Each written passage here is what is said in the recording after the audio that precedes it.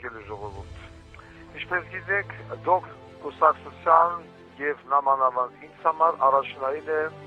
Հայաստանի Հանրապետության զինված ուժերը, բանակը։ Ես այն միակ քաղաքական ուժն եմ, որը միշտ ասում է բանակ, պետություն, պետություն, բանակ, չկա բանակ, չկա պետություն։ Մենք միշտ մեզ հպարտ ենք զգացել, երբ որ ունեցել ենք ուժեղ բանակ, եւ միշտ եղել ենք զոհի կարգավիճակում եւ չենք ունեցել բանակ։ Եվ այսպես, ինչպիսին է իմ վերաբերմունքը եւ ինչպես է լինելու իմ վերաբերմունքը բանակի նկատմամբ վարչապետ դառնալու ժամանակ։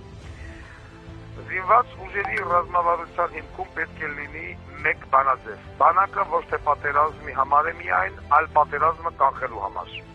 Հայաստանի բանակը պետք է դառնա ոչ թե թվով մեծ, բայց թույլ համակարգ, այլ արագ, խելացի, տեխնոլոգիական, կարգապահ եւ հարվածի պատրաստ ուժ։ Բանակը որպես պետության ողնաշար։ Եթե պետությունը բանակ չունի, արտաքին քաղաքականությունն էլ թուղթ է, դիվանագիտությունն է, խաղաղության օրակարգն է։ Խաղաղություն չեն խնդրում, խաղաղություն պարտադրում են ուժով, բանակով։ Պրոֆեսիոնալ բանակ պլյուս պատրաստված պայստազոր։ Հայաստանին պետք է պրոֆեսիոնալ, բարձր վարձատրվող զինվորական կորիզ, մշտական մարզվող պայստազոր, տարածքային պաշտպանության համակարգ, յուրաքանչյուր համայնքում պատրաստված պաշտպանական ռեզերվ։ Պատերազմի օրը բանակը չպետք է նոր սկսի կազմակերպել։ Ժամանակակից պատերազմում հաղթում է ոչ թե միայն քաջը, այլ նաև նա, ով ունի հետախուզություն, անօդաչու համակարգեր, հակաօդային պաշտպանություն, կապի անվտանգ համակարգ, կիբերպաշտպանություն, արագ որոշում ընդունող հրամանատարություն։ Հայ զինվորի քաջությունը պետք է բազապատվի տեխնոլոգիայով։ Բանակում չպետք է լինի անպատասխանատու գեներալ, թղթային հրամանատար, կաբինետային հայրենասեր։ Ով վատ է ղեկավարել, պետք է պատասխան տալ։ Ով պրոֆեսիոնալ է, պետք է բարձրանա։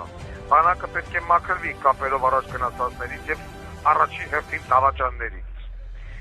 Զինվորը պետության ամենաբարձր արժեքն է։ Նրա սնունդը, հագուստը, զենքը, բուժումը, ապահովագրությունը, ընտանիքի սոցիալական պաշտպանությունը պետք է լինեն պետական առաջնահերթություն։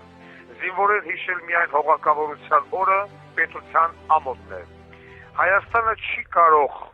միշտ ուրիշից զենք խնդրել։ Պետք է զարգացնել սեփական ռազմարտունաբերությունը, դրա հետ մեկտեղ ապահովելով աշխատատեղեր, անօդաչուներ, կապի միջոցներ, պաշտպանական տեխնոլոգիաներ, համբույր, արկ, ինժեներական համակարգեր, պաշտպանական ծրագրային լուծումներ։ Փոքր երկիրը պետք է լինի խելացի երկիր։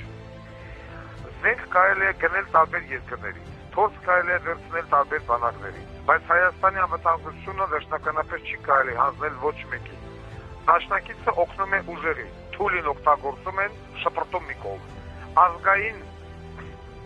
գաղափարախոսությունը պետք է լինի հիմնված հետևյալի վրա։ Բանակը միայն զենք չէ։ Բանակը ոգի է, կարգապահություն, հավատ, պատասխանատվություն։ Բանակը պարտադիր է բոլորի համար անխտիր։ Պետք է վերականգնել գաղափարը, որ հայրենիքի պաշտպանությունը ոչ թե պարտադիր ծառայություն է միայն, այլ ազգային պատիվ։ Բանակը միայն բանվորի եւ գյուղացու երեխայի համար չէ։ Բանակ գնալու են հարուստները, չինովնիկների երեխաները։ Չի ծառայել, չի կարա դառնա պետական պաշտոնյա, պատգամավոր, վարչապետ, նախագահ, նախարար եւ չպիտի վայելի, այսպես ասած, շրջապատի հարգանքը, եթե չի ծառայել բանակում։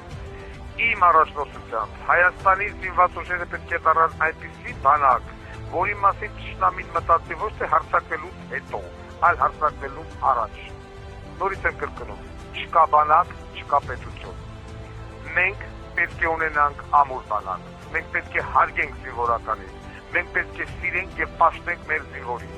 Բանակ չծառայելը, բանակից խուսափելը պետք է լինի անպատիվ։ Պետք է նման անձիկ խայտարակվեն ու պախարակվեն։ Եթե մարդ անհնարավոր է դեպ անհնարինը բանակից խուսափելու համար։ Այսքանը բանակի վերաբերյալ։